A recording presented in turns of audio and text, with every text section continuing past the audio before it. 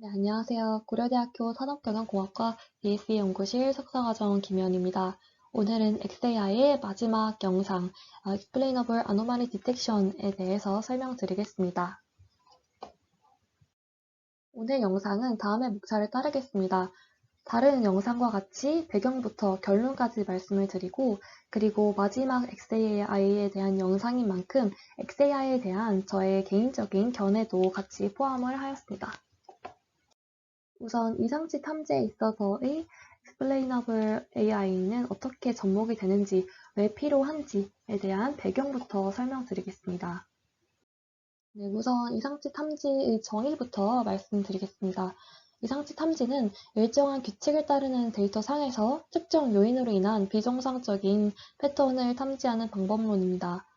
따라서 이상치 탐지의 인풋 데이터는 시계열 데이터, 이미지 데이터 등등이 될 수가 있고, 해당 시계열 데이터에서의 어떤 규칙이 있었을 때 그것에 어긋나는, 그리고 이미지 데이터도 역시 어떤 패턴이 있는데 그것에 어긋나는 어떤 부분이 있었을 때 그것을 이상치라고 정의하고 그것을 탐지하는 방법론입니다.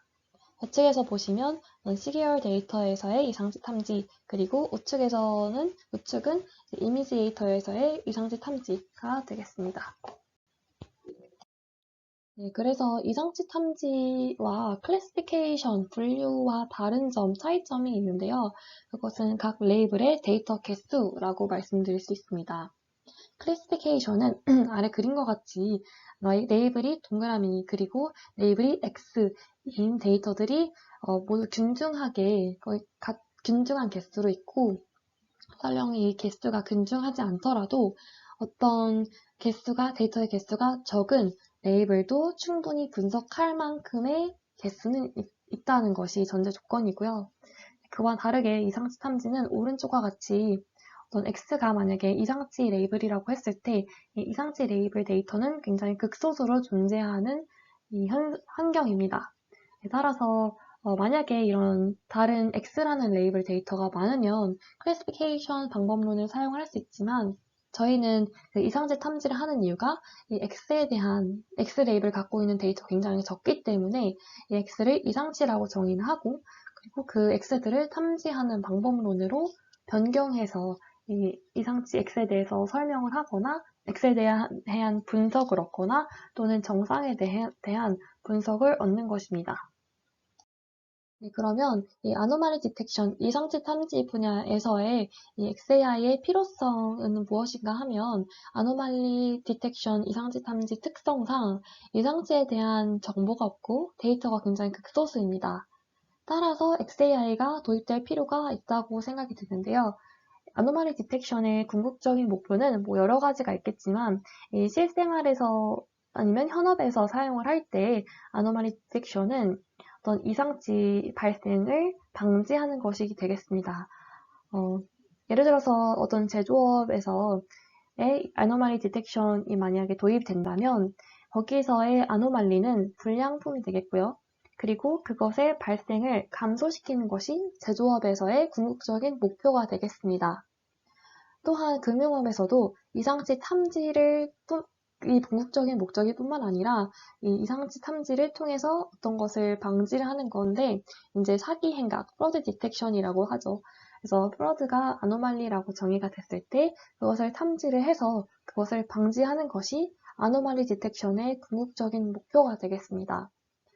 이런데 저희가 이상치에 대한 정보가 많이 없기 때문에 이상치가 더 이상 발생하지 않게 하려고 할 때는 왜 특정 입력값이 이상치로 판단되는지를 설명을 해야 되는데, 이것이 해당 데이터가 많지 않기 때문에 XAI를 도입을 해서 설명을 해야 한다고 생각하고 있습니다. 그래서 아래 그림을 보시면 일단 위의 줄은 정상적인 유리병이 나오기까지의 생산 작업인데요, 단계인데요. 어떤 부분에서 이 생산 단계에서 어떤 잘못되는 피처들이 있고 잘못되는 단계가 있었을 때 그것이 나중에 이상치인 유리병이 생산이 됩니다. 그러면 XAI 방법론으로 이런 이런 불량품을 생산하지 않게 하기 위해서 어떤 부분에서 이상치가 발생하는가를 저희가 알아야 하고, 이렇기 때문에 XAI를 도입을 해야 한다고 생각하고 있습니다. 네, 그러면 2019년 IEEE에 기재된 논문인 어떤 G라는 논문, 즉 Gradient Based XAD라는 방법론에 대해서 설명드리겠습니다. 네, 그러면 방법론의 개요부터 간단하게 말씀드리겠습니다. G라는 방법론은 어떤 말의 줄임말인데요. 그것은 Gradient Based Explainable Variational Autoencoder라는 방법론을 줄여서 G라고 표현한 겁니다. 즉, 아노말리 디텍션을 하는 데 있어서 VA를 사용을 하겠는데, 이제 explainable한 부분은 gradient based라는 어떤 그런 방법론을 사용해서 설명을 하겠다라는 겁니다. 따라서 말 그대로 두 구조로 나눌 수 있는데요. 먼저 비지도 학습 기반 이상치 탐지 기법의 대표적인 기법인 VA가 있겠고요. 그리고 이제 XAI 부분을 담당하는 즉 이상치가 왜 이상치로 탐지가 되는지 설명을 하는 Gradient Based Fingerprinting 방법론입니다.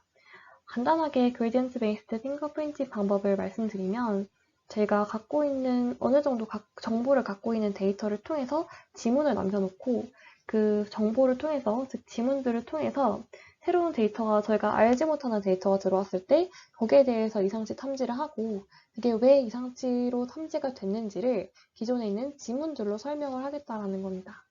네, 이거에 대해서 자세히 말씀드리는 거는 다음 장부터 말씀드리겠습니다. 네, 우선 VA가 주 방법론이기 때문에 그것의 바탕이 되는 오토인코더에 대해서 좀 말씀드리겠습니다. 오토인코더는 오른쪽 그림에서 보시다시피 인풋 레이어, 그리고 레이턴트 레프레젠테이션 레이어, 그리고 아웃풋 레이어로 구성이 되고요. 그리고 두 구조로도 나누자면 인풋을 레이턴트 레프레젠테이션으로 매핑시키는 인코더와 그리고 이 피처들을 다시 리컨스트럭트 시키는 디코더가 있습니다. 그리고 이 그림 아래쪽에 있는 HI라고 시작되는 이 수식은 각각의 레이어에 있어서 다음 레이어가 전의 레이어를 어떻게 받는지를 간단한 수식으로 말씀드리는 거고요. 여기 이 그림에 512 뭐 이런 1024 같은 경우는 해당 논문에서 사용하는 각각의 레이어에서의 이 노드들이 몇 개 사용이 되었는지 그런 것들을 지금 표현하고 있습니다. 네, 그래서 VA는 오토인코더의 구조와는 동일하게 아래 그림처럼 구성이 되지만 레이턴트 레프레젠테이션 레이어를 인풋 데이터의 컨디셔널한 랜덤 베리어블로 취급하는 생성 모델입니다. 그래서 인코더는 레이턴트 레프레젠테이션의 컨디셔널 디스트리뷰션의 파라미터를 계산하기 위해서 사용이 된다고 보시면 되겠고요. 이 컨디셔널 디스트리뷰션의 파라미터는 여기서 컨디셔널 디스트리뷰션은 주로 가우시안 분포가 사용되기 때문에 여기서의 컨디셔널 디스트리뷰션의 파라미터라고 하는 것은 주로 평균과 분산, 즉 표준편차가 되겠죠. 그리고 아래와 같이 이 레이턴트 벡터는 다음과 같은 그 가우시안 분포를 따른다라고 표현을 할 수 있습니다. 그리고 그 그림 아래에 있는 이 HI라고 시작되는 수식과 같이 이 다음 레이어의 값은 전 레이어의 값을 어떻게 받는지를 오토인코더와 동일하게 생성이 되는 것을 보실 수가 있고요. 그리고 오른쪽에 이제 뮤i와 그 아래 로그로 시작되는 이 두 개의 수식들은 각각의 평균과 표준편차를 어떻게 계산하는지에 대해서 설명드리고 있습니다. 네, 그러면 비지도 학습 기반의 이상치 탐지 방법론의 대표적인 방법론인 베리에이셔널 오토인코더에 대해서 설명드리겠습니다. 우선 베리에이셔널 오토인코더는 제너레이티브 모델입니다. 제너레이티브 모델이란 어떤 트레이닝 데이터가 주어졌을 때 이 트레이닝 데이터가 가지는 실제 분포와 같은 분포에서 샘플링된 값으로 뉴 데이터, 즉 저희가 알지 못하는 새로운 데이터를 생성하는 모델을 말하고 있습니다. 그러면 이제 베리에이션 오토인코더는 기존의 오토인코더와는 다르게 어떤 확률적인 성질에 의해 보통의 학습 알고리즘이 아닌 베리에이셔널 베이즈라는 어프로시메이트 통계적 추론 방법이 사용이 되는데요. 간단하게 그 베이지한 확률을 말씀드리면 이것은 세상에 반복할 수 없는 혹은 알 수 없는 확률들, 즉 아직 일어나지 않은 일에 대한 확률을 사건과 관련이 있는 여러 확률들을 이용해서 우리가 알고 싶은 사건을 추정하는 베이지한 확률입니다. 네, 그래서 저희가 알고자 하는 프라이어 분포를 알고 있는 포스테리어 분포로 수정을 하는데 그것을 이제 베리에이셔널 로어 바운드를 맥시마이즈하고 즉 최적화하여서 이렇게 추론을 하는 방법입니다. 이렇게 로어 바운드를 둬서 그것을 approximate 시키는 방법은 이제 우측 상단의 논문에서 제안이 되었고요. 이렇게 approximate 할 때 어떤 샘플링 된 데이터가 사용이 되었는데 그 샘플링을 할 때는 stochastic 샘플링 방법이 사용이 되었습니다. 그래서 variational approximation에 대해서 설명을 드리면 그 우측 하단에 첫 번째 수식, 부등호가 들어가 있는 수식에서 볼 수 있듯이 왼쪽과 같은 L과 같은 이제 하안을 둬서 하안을 최대화하여서 저희가 우변에 있는 이 P 모델을 알고자 할 때 이 하안을 최대화하는 방법으로 최대한 추론하자, 최대한 가깝게 가자라는 것이고요. 이를 통해서 샘플들이 분포에서 생성이 되어서 그 생성된 어떤 특정한 샘플들로 로어 바운드를 생성을 하고 로어 바운드로 저희가 알고자 하는 프라이어 모델을 추론하는 것입니다. 그리고 이 논문에서는 로어 바운드를 두 번째 수식과 같이 뒀습니다. 보시면 두 번째 수식의 첫 번째 텀은 KL 다이버전스, 즉 두 분포 간의 차이를 계산하는 이 수식인데요, 텀인데요. 우선 P와 Q는 모두 가우시안 분포를 대체적으로 쓰고, 이제 P는 저희가 얻고자 하는 VAE 모델의 분포가 되겠고요. 그리고 Q는 포스테리어 분포로서 간단하게 가우시안 디스트리뷰션으로 두는데, 이 X가 주어졌을 때의 레이턴트 분포의 Q 디스트리뷰션, 즉 포스테리어 디스트리뷰션과 원래의 레이턴트 프라이어 디스트리뷰션 간의 차이를 첫 번째 텀에서 이렇게 생성을 하고 있습니다. 그리고 두 번째 텀은 이 로그 값의 이 expectation 값인데요. 이 결론부터 말씀드리면 로어 바운드를 맥시마이즈 하는 것입니다. 따라서 해당 expectation이 맥시마이즈 되려면 이 p x 바 z가 커져야 되고요. 이렇게 해서 이 z가 주어졌을 때 x가 등장하는 확률을 최대화하고 이 확률이 가장 큰 q를 찾는 것입니다. 네, 이렇게 둔 로어 바운드를 최대화하게 되면 이 P 모델에 조금 더 가까워지겠다. 저희가 얻고자 하는 P 모델에 가까워지겠다라는 것입니다. 네, 그래서 베리에이셔널 오토인코더의 파라미터들을 우선 초기화한 후에 인코더에서 포워드 패스를 수행을 합니다. 보시면 이 그림에서 굉장히 깔끔하게 정리가 되어 있는데요. 각 레이턴트 레프레젠테이션 레이어의 분포를 계산을 하면서 진행을 하는 것을 보실 수 있습니다. 우선 인코더 부분에서 인풋 데이터 X를 받아서 저희가 그 포스테리어 Q 분포를 생성을 합니다. 그리고 그것을 기반으로 Z를 샘플링한 후에 이 샘플들이 분포에서 생성이 되어서 베리에이셔널 로어 바운드를 구성을 하게 됩니다. 그래서 저희가 얻고자 하는 P 분포를 저희가 얻을 수가 있고 그 P 분포로 인해서 그 X를 제너레이션 할 수 있는 것입니다.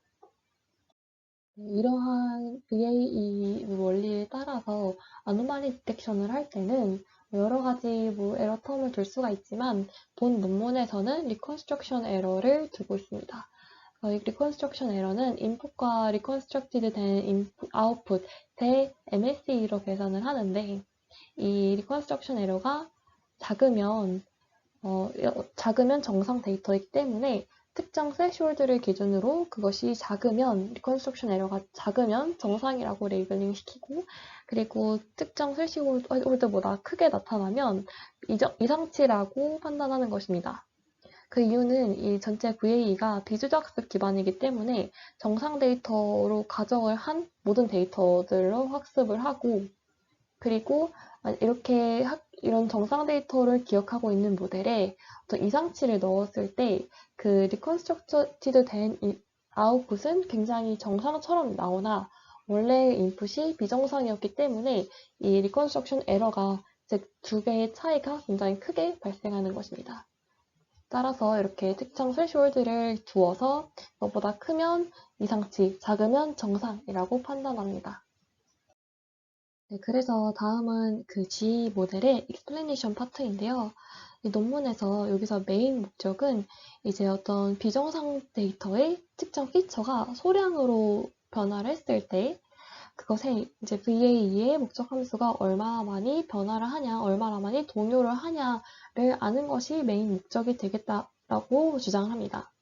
즉, 입력 데이터의 특정 피처가 소량으로 변화를 하였을 때 어떤 목적 함수가 크게 동요하고 있으면 그 해당 피처는 비정상적인 수치가 되겠습니다. 그 이유는 어떤 비정상적인 그 데이터의 최적화 과정에서 그것이 본인을 그 목적 함수에 더욱더 피딩시키기 위해서 그 VA 모델을 조금 더 동요시키고 더 크게 변화하게끔 한다고 합니다. 네.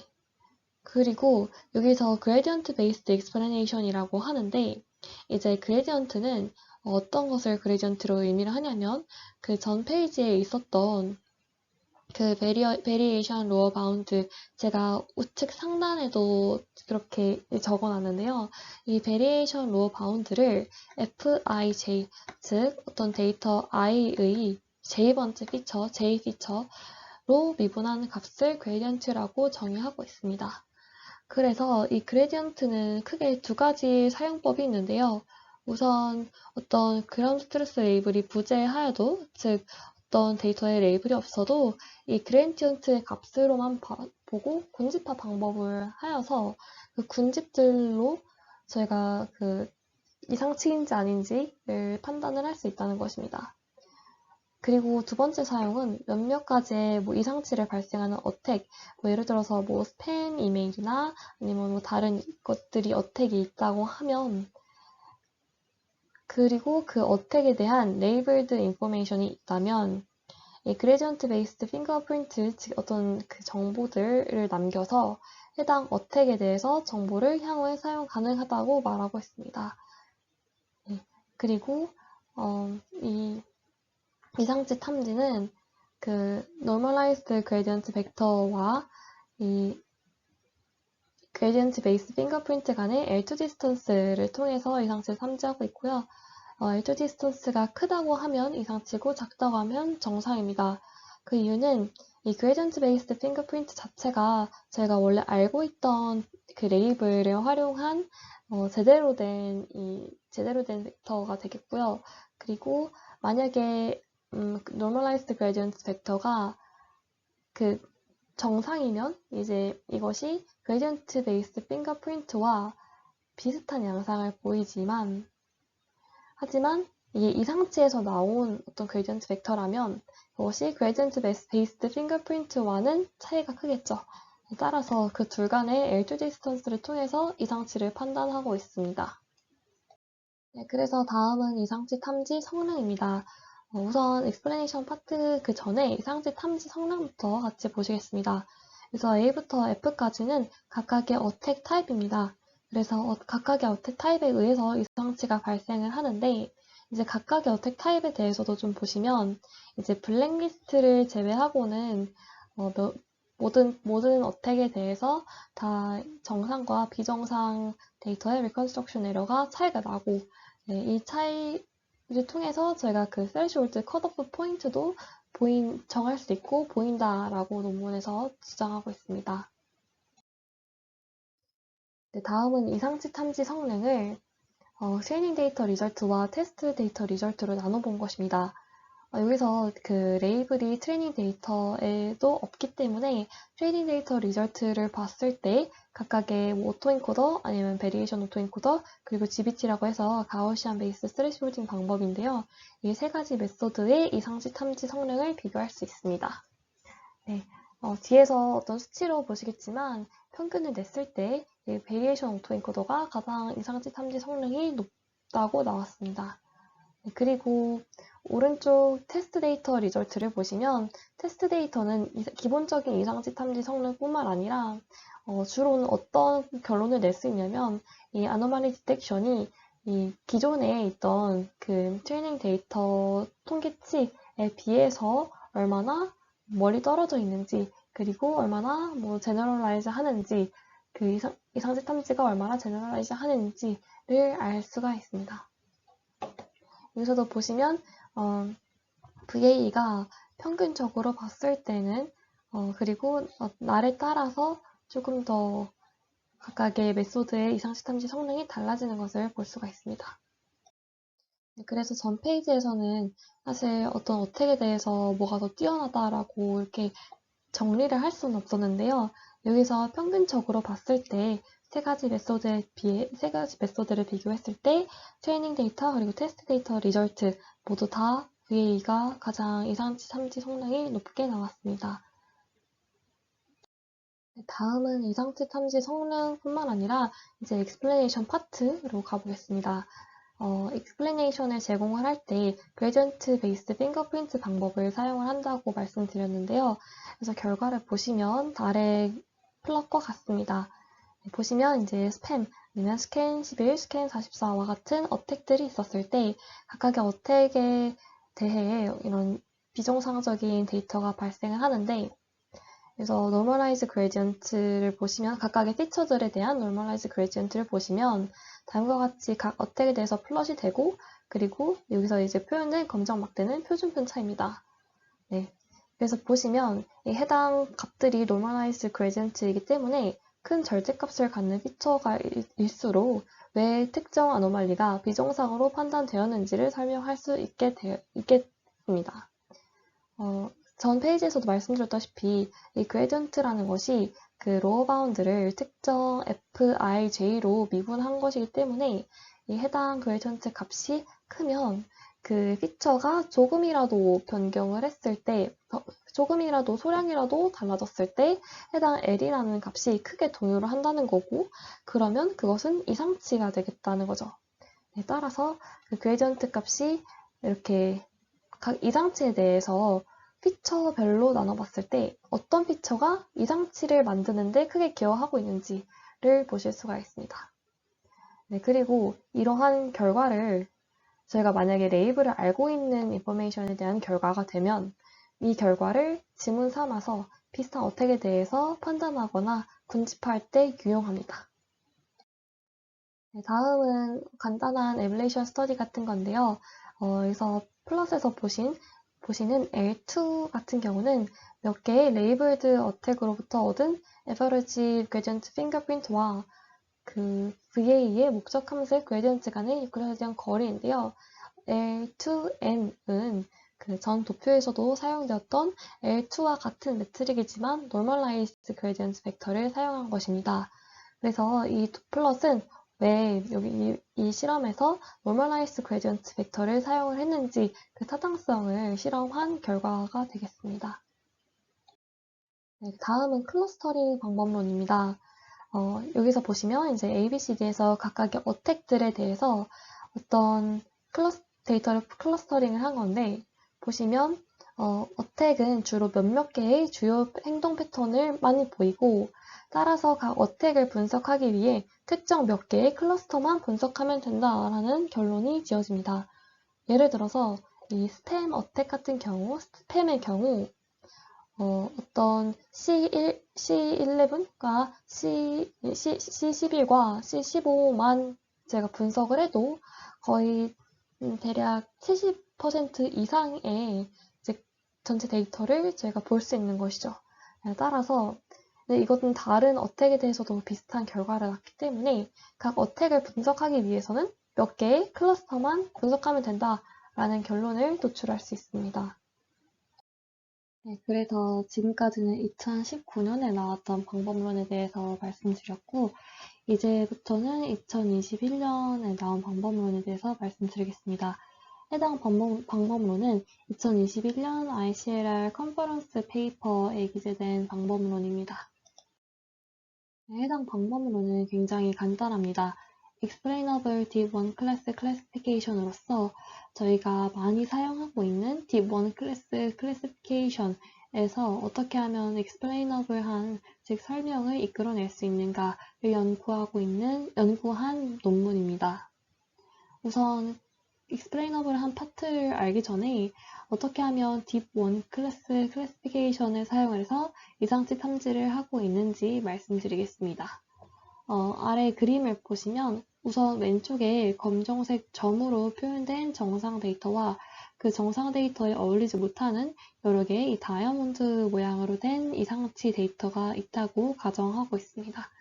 그리고 해당 방법으로는 딥 원 클래스 클래시피케이션이기 때문에 아래 가운데 그림과 같이 굉장히 복잡한 어떤 네트워크를 가지고 있고요.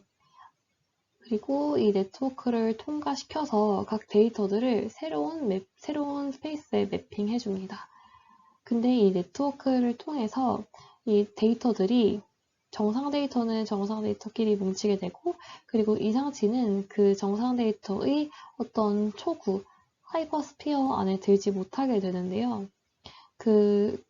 이것을 학습하는 로스 식을 밑에 보시면 전체 식을 미니마이즈 할 건데요. 우선 R 제곱이죠. 즉 여기서 오른쪽에 있는 초구, 이 하이퍼스피어의 반지름을 최소화할 거고요. 즉 이것은 어떤 정상 데이터로만 채워진 그 구의 부피 아니면 하이퍼스피어 1의 부피, 초구의 부피를 최소화할 거다라고 하는 것이고, 그리고 두 번째 포인트는 이 밖의 아노말리 포인트에 대한 페널티를 부여하는 것입니다.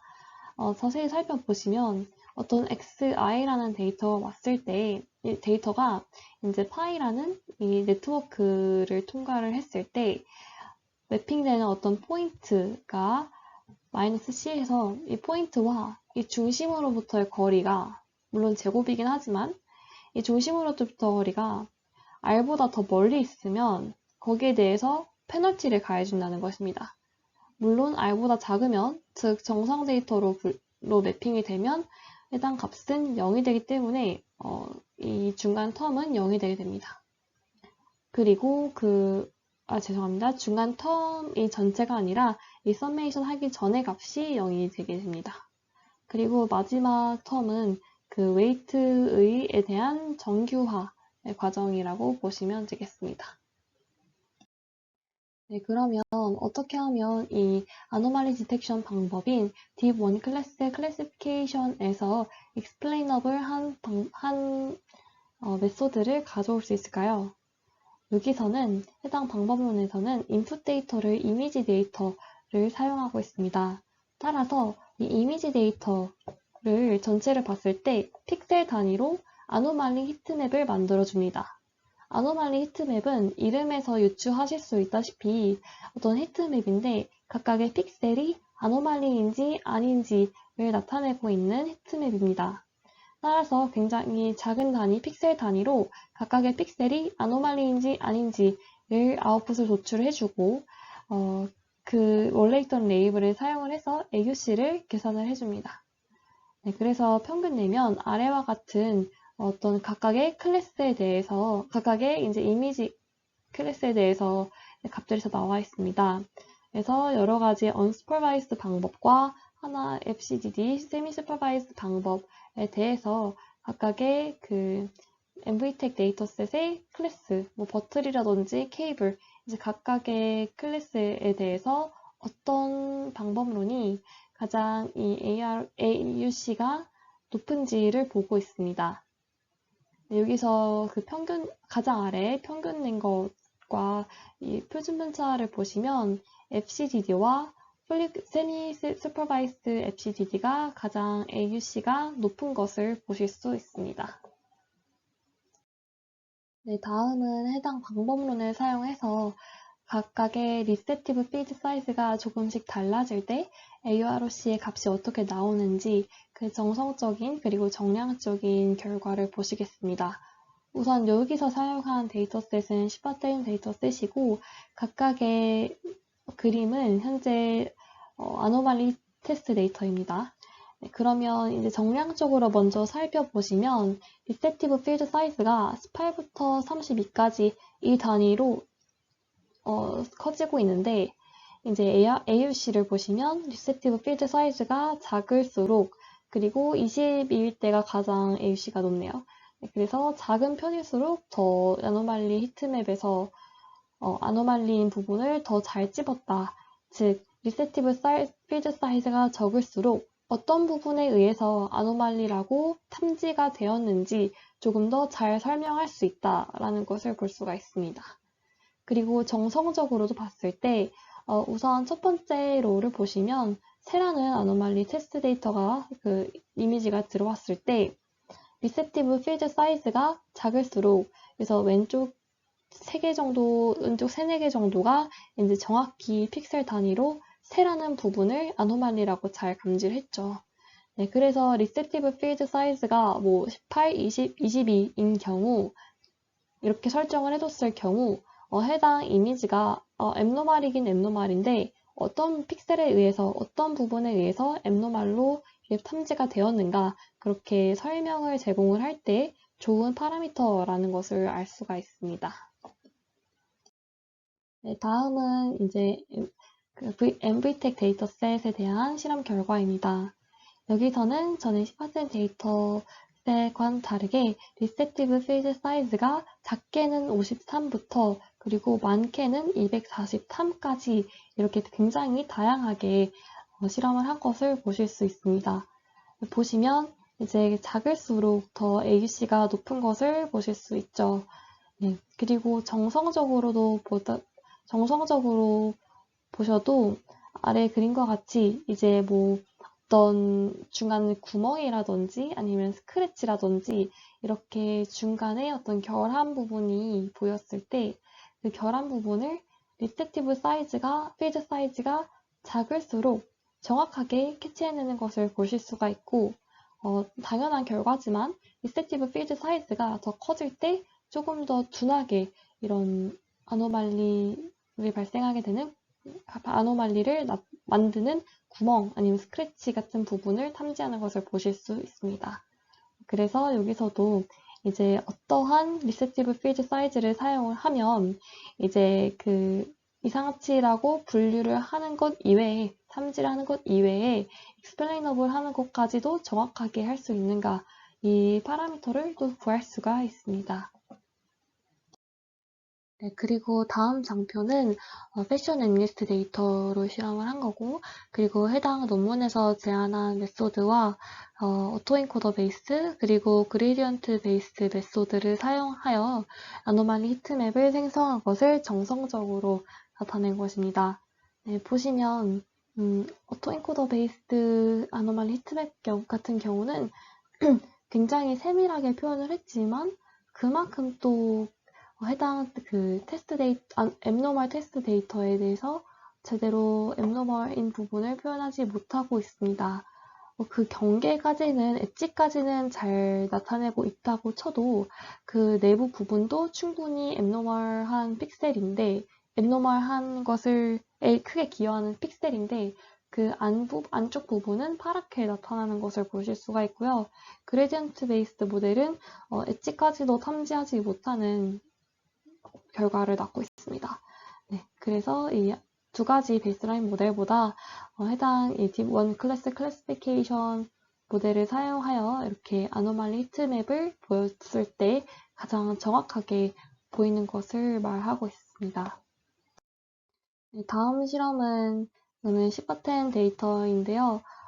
각각의 또 테스트 데이터가 또 앱노멀인 경우에 이제 아노말리 히트맵을 또 봤을 때 이 역시도 오토엔코더 같은 경우는 굉장히 세밀하게 표현을 하지만 이 경계가 되는 엣지 부분만 잘 표현을 하지 실제로 그 물체 내부까지 이제 앱노멀한 픽셀이다. 이 앱노멀하다는 결과에 기여하는 픽셀이다 라고 표현해주지 않습니다. 따라서 이거는 그 explainable한 부분에서는 굉장히 부정확하다라고 말할 수 있습니다.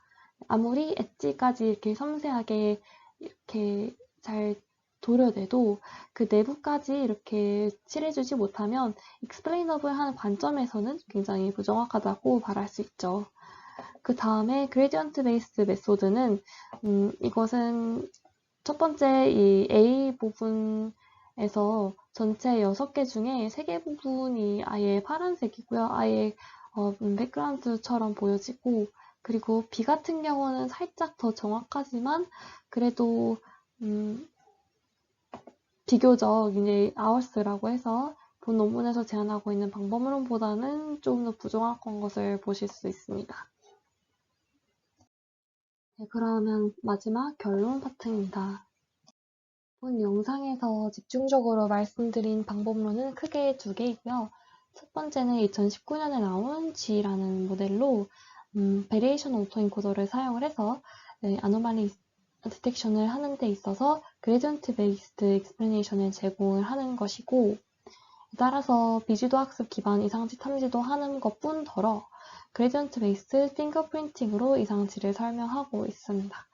네, 그리고 두 번째 방법론은 2021년에 나온 Deep One Class 클래시피케이션을 사용한 Explainable AD Anomaly Detection 방법으로 아노말리 히트맵을 생성을 해서 픽셀 단위로 이것이 그 각각의 픽셀이 디펙트인지 아닌지를 도출한 다음 원래의 그라운드 트루스 값이랑 비교해서 AUC를 계산하는 것입니다.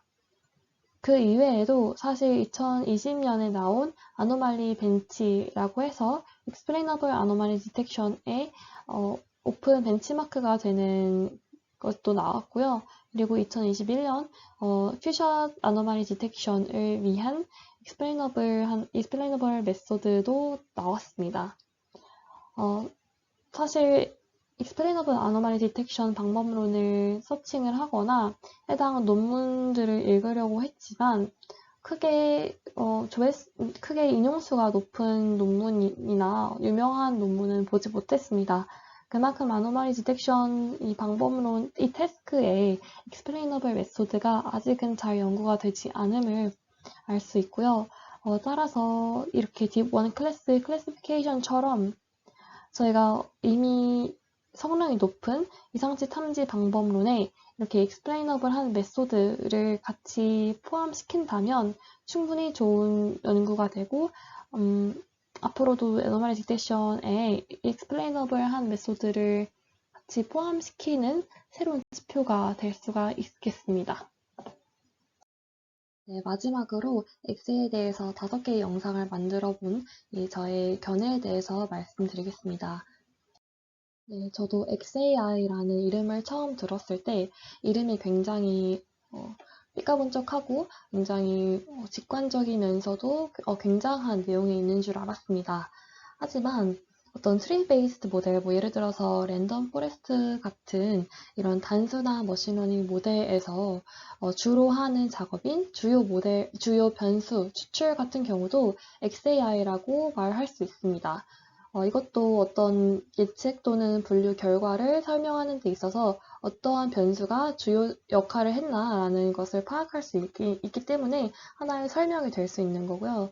따라서 되게 굉장한 것 같지만 이렇게 단순한 방법도 엑셀가 될 수 있고 이것부터 이제 제가 그동안 영상에서 말씀드린 그리고 그 이외에 굉장히 복잡한 방법론까지도 현재 연구되고 있습니다. 이렇게 단순한 것부터 굉장히 어려운 복잡한 것까지 다 XAI라고 말을 할 수가 있는데요. 현재 어디에서 이제 XAI를 써봐라 라고 하면 제 개인적인 견해로는 옛날에 나왔던 모델이지만 세일런시 맵 정도만 해도 이제 어디 가서 XAI를 해봤다. 이렇게 이미지 안에서 이미지를 클래시피케이션 하는 데 있어서 이 부분에서 이 부분 어떤 픽셀이 굉장히 많은 기여를 했다라고 충분히 설명할 수 있고 말할 수 있다고 생각합니다. 네. 그리고 현재 XAI에 대한 굉장히 많은 오픈소스가 제공되고 있습니다. 그래서 XAI에 대해서 잘 모르시는 분들, 머신러닝이나 딥러닝을 굉장히 아직 잘 모르시는 분들도 굉장히 이렇게 쉽게 찾아보실 수 있고 이런 코드도 쉽게 찾을 수 있다는 것도 말씀드리고 싶습니다. 네, 그러면 XAI의 향후 연구에 대해서 말씀드리겠습니다. 여기 향후 연구는 저의 개인적인 견해라는 것을 참고하고 들어주시면 될 것 같습니다. 제가 XAI 세 번째 영상, 즉 XQA 영상에서 언급드린 방법론인 F1 is not enough라는 논문은 EMNLP 2020에 채택된 논문인데도 불구하고 버트를 사용하지 않는 XQA입니다. 현재 question answering 태스크는 굉장히 많이 발전이 됐습니다. 인간을 뛰어넘는 방법론, 뭐 GPT-3까지도 많이 발전이 됐지만 XQA는 그에 반대로 아직까지 발전이 많이 되지 않았고 버트를 사용하지 않는 방법론임에도 불구하고 2020년에 EMNLP에 채택됐다는 것이 굉장히 놀라웠고 아직 그만큼 발전이 되지 않았구나라는 것을 의미하고 있습니다. 여기엔 적진 않았지만 저 발표자의 향후 연구는 이제 이제 question answering task와 같이 파인 튜닝 시에 버트 위에 그 앤서를 추출하는, 즉 앤서의 첫 번째 부분과 마지막 토큰의 부분을 예측하는 레이어를 하나 두어서 파인 튜닝을 한 후에 이제 앤서를 컨텍스트에서 추출하는 것처럼 이제 XQA도 마찬가지로 이제 그 앤서를 설명하는 어떤 짧게는 구문이라든지 어떤 문장을 앤서를 추출하는 것처럼 그런 구문의 첫 번째와 마지막 부분을 추출할 수 있는 레이어를 그 위에 쌓아서 파인 튜닝을 하면 어떨까라는 아이디어가 있고 그 방법을 연구를 계속 하려고 합니다. 이와 같이 굉장히 많이 발전되지 않은 분야인 것 같고요. 그만큼 발전 가능성이 많은 분야인 것 같습니다. 그리고 현재는 인풋이 이미지일 때 방법론이 굉장히 많이 연구가 됐습니다. XAI라고 하면 셀런시 맵이 가장 먼저 떠오르실 거고, 그리고 그에 대해서 발전된 이제 이미지가 인풋일 때의 방법론들은 많이 연구가 되었지만 그 이외에도 세 번째 영상인 XQA 그리고 이번 영상 XAD 같은 경우는 아직 많이 발전이 되지 않은 것 같습니다. 따라서 이 부분에 이런 태스크에 대해서도 XAI를 접목시키면 훨씬 더 많고 풍부한 연구가 될 것 같습니다. 네, 그럼 이상으로 XAI에 대한 5개의 영상을 들어주셔서 감사드립니다.